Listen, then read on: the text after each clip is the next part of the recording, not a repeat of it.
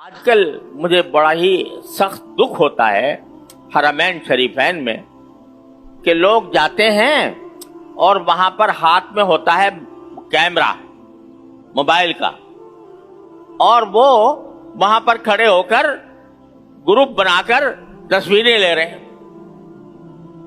کعبہ سامنے ہے، کعبے کا طواف کر رہے ہیں اور آپس میں ایک دوسرے کی تصویریں لے رہے ہیں۔ تم میری لے لو، کوئی اچھی آئی ہے بری آئی ہے، آپس میں تبصرہ ہو رہا ہے۔ میرے نزدیک یہ بات حرم کعبہ اور حرم نبوی کے تقدس کے خلاف ہے۔ آپ حج کرنے آئے ہو، رسول کریم صلی اللہ علیہ وسلم کے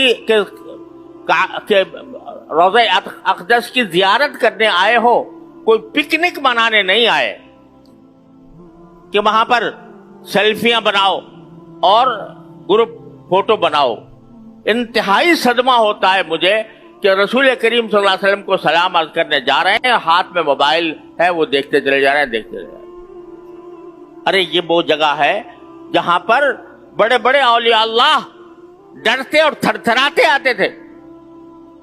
نفس گم کر دمی آیت جنید و بایزیدی جا، یہ فرمایا کہ ادب گاہیس زیر آسماں از عرش نازک تر، نفس گم کر دمی آیت جنید و بایزیدی جا۔